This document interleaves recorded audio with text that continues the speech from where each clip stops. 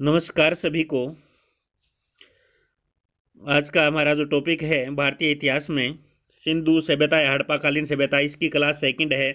इसकी एक क्लास या एक वीडियो हमने कल डाली थी, जिसने भी नहीं देखी वो प्लेलिस्ट में जाकर देख सकते हैं। और ये कोई भी एग्ज़ाम हो, चाहे हरियाणा का हो या हरियाणा सीईटी का हो या हरियाणा के अन्य एग्ज़ाम हो या एसएससी या सेंट्रल लेवल का कोई भी एग्ज़ाम हो या रिट लेवल सेकंड हो, ये सभी एग्ज़ाम के लिए महत्वपूर्ण है, क्योंकि सभी एग्ज़ाम के अंदर इंडिया जी की आती है। तो आज करते हैं हमारा पहला क्वेश्चन। प्रश्न संख्या 1 है, सिंधु सभ्यता का सर्वाधिक उपयुक्त नाम क्या है? सिंधु सभ्यता का सर्वाधिक उपयुक्त नाम है वो हड़प्पा सभ्यता है। सिंधु घाटी सभ्यता का सर्वाधिक उपयुक्त नाम हड़प्पाकालीन सभ्यता या हड़प्पा सभ्यता। करते हैं प्रश्न संख्या 2। निम्नलिखित में से कौन सा लक्षण सिंधु सभ्यता के लोगों का सही चित्रण करता है? तो वे देवी देवताओं दोनों की पूजा करते थे। यानी ये पूछे कि निम्नलिखित में से कौन सा लक्षण सिंधु सभ्यता के लोगों का सही चित्रण करता है, तो वे देवी देवताओं दोनों की पूजा करते थे। प्रश्न संख्या 3। हड़प्पा सभ्यता की खोज किस वर्ष हुई थी? तो हड़प्पा सभ्यता की खोज 1921 में किसने की थी? दयाराम साहनी ने 1921 में। करते हैं प्रश्न संख्या 4।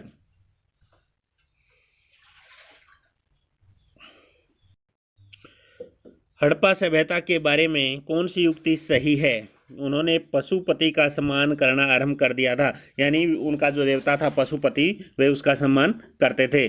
करते हैं प्रश्न संख्या 5।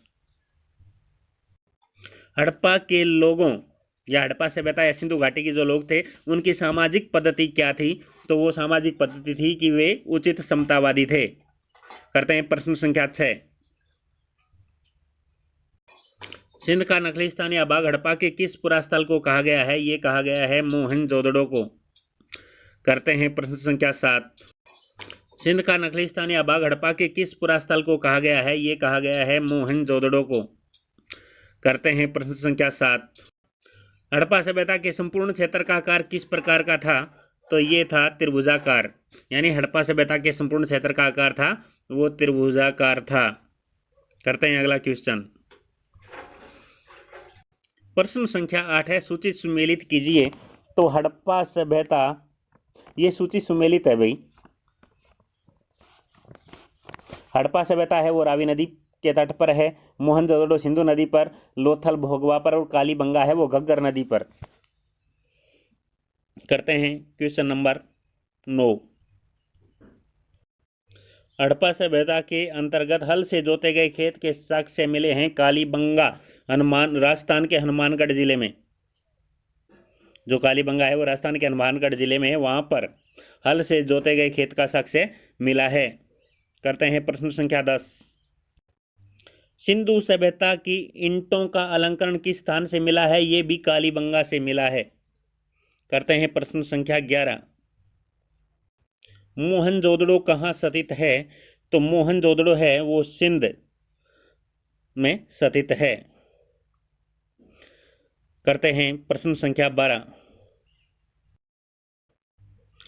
प्रश्न संख्या 12 है, सिंधु सभ्यता में वृत्त स्नानागार पाया गया है। ये पाया गया है मोहनजोदड़ो में। यानी सिंधु सभ्यता का वृत्त स्नानागार मोहनजोदड़ो में पाया गया है। देखते हैं प्रश्न संख्या 13। सिंधु सभ्यता की मुद्रा में किस देवता के समतुल्य चित्रांकन मिलता है? तो ये जो चित्रांकन है ये आधे शिव में मिलता है, के समतुल्य है। आधे शिव जो देवता है उसके समतुल्य है। करते हैं प्रश्न संख्या 14। निम्नलिखित में से कौन सा हड़प्पाकालीन स्थल गुजरात में था? तो ये लोथल है वो गुजरात में स्थित है। करते हैं अगला। मोहनजोदड़ो का स्थानीय नाम क्या है? मृतकों का टीला। करते हैं अगला क्वेश्चन। हड़प्पा सभ्यता का प्रचलित नाम क्या है? सिंधु घाटी सभ्यता। जो हड़प्पा सभ्यता है उसका प्रचलित नाम सिंधु घाटी सभ्यता है। प्रश्न संख्या 17 है, सैंधव स्थलों के उत्खनन से प्राप्त मोहरों पर निम्नलिखित में से किस पशु का सर्वाधिक उत्कीर्णन हुआ है? तो ये पशु है बैल। बैल जो पशु है उसका सर्वाधिक उत्कीर्णन हुआ है। करते हैं क्वेश्चन नंबर 18। सिंधु घाटी सभ्यता जानी जाती है, सिंधु सभ्यता है वो अपने नगर नियोजन के लिए जानी जाती है, यानी ये नगर में या शहरों में निवास करते थे और ये अपने नगर नियोजन के लिए ये सभ्यता है वो जानी जाती है। करते हैं क्वेश्चन संख्या 19। प्रश्न संख्या जो 19 है, सिंधु सभ्यता का कौन सा स्थान भारत में स्थित है? तो ये जो स्थान है लोथल, जो कि गुजरात में स्थित है। गुजरात यानी सिंधु सभ्यता का जो कौन सा स्थान है भारत में, यानी लोथल, जो कि गुजरात में स्थित है। हड़प्पा और मोहनजोदड़ो दोनों हैं, ये पाकिस्तान में हैं। और करते हैं प्रश्न संख्या 20। भारत में खोजा गया सबसे पुराना शहर था हड़प्पा, यानी भारत में जो खोजा गया था सबसे पुराना शहर वो हड़प्पा था, और ये 1921 में दयाराम साहनी ने इसकी खोज की थी। करते हैं प्रश्न संख्या 21। हड़प्पाकालीन स्थल रोपड़ या पंजाब किस नदी के किनारे स्थित था? ये सतलज नदी के किनारे स्थित था। करते हैं अगला क्वेश्चन। प्रश्न संख्या 22 है, हड़प्पा में एक उन्नत जल प्रबंधन प्रणाली का पता चलता है। उन्नत जल प्रबंधन प्रणाली ये है धोलावीरा में है। करते हैं प्रश्न संख्या 23। मांडा किस नदी के किनारे स्थित था? मांडा है वो चेनाब नदी के किनारे स्थित था। करते हैं प्रश्न संख्या 24। भारत में चांदी की उपलब्धता के प्राचीनतम साक्ष्य कहाँ मिले हैं?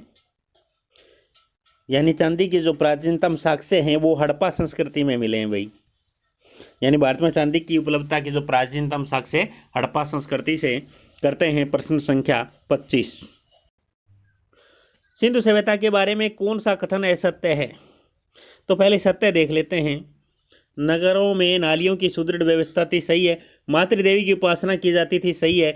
व्यापार और वाणिज्य उन्नत दशा में था, तो व्यापार का जो वो काम करते थे और बहुत ही उन्नत दशा थी। और लोग लोहे से परिचित थे, ये गलत है, असत्य कथन। यानी हमारा आंसर क्या होगा? ऑप्शन डी, लोहे से परिचित है, ये कहते हैं। ये जो कथन है ये असत्य है। करते हैं प्रश्न संख्या 26। हड़प्पा के मिट्टी के बर्तनों पर सामान्यतः किस रंग का उपयोग हुआ था? लाल रंग का। हड़प्पा के मिट्टी के जो बर्तन थे उस पर लाल रंग का उपयोग हुआ था। करते हैं प्रश्न संख्या 27।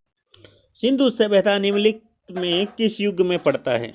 जो सिंधु सभ्यता है वो है आधे ऐतिहासिक काल में पड़ता है, जो सिंधु घाटी सभ्यता या हड़प्पाकालीन सभ्यता है। करते हैं प्रश्न संख्या 28। सिंधु घाटी सभ्यता की विकसित अवस्था में निम्नलिखित में से किस स्थल से घरों में कुओं के अवशेष मिले हैं? जो कुओं के जो अवशेष हैं वो कहाँ से मिले हैं? ये मिले हैं मोहनजोदड़ो से। यानी सिंधु घाटी सभ्यता में विकसित अवस्था में किस स्थल से घरों में कुएं के अवशेष पूछे तो क्या करेंगे हम? मोहनजोदड़ो से। करते हैं प्रश्न संख्या 29। सिंधु घाटी के लोग सिंधु घाटी सभ्यता के जो लोग थे वो किस में विश्वास करते थे? तो मातृशक्ति में विश्वास करते थे भाई। सिंधु घाटी के लोग मातृशक्ति के अंदर विश्वास करते थे। करते हैं प्रश्न संख्या 30। सिंधु घाटी को खोज निकालने में जिन दो भारतीयों का नाम जुड़ा है वे हैं, ये है दयाराम साहनी और राखलदास बनर्जी। यानी इन दो भारतीयों का नाम सिंधु घाटी को खोज निकालने में या हड़प्पाकालीन सभ्यता को खोज निकालने में इनका नाम जुड़ा है। तो आज के लिए बस इतना ही। Thank you for watching. यदि आपने इस चैनल को सब्सक्राइब नहीं किया तो इस चैनल को सब्सक्राइब करें। वीडियो पसंद आए तो लाइक करें और ज़्यादा से ज़्यादा इसको शेयर करें।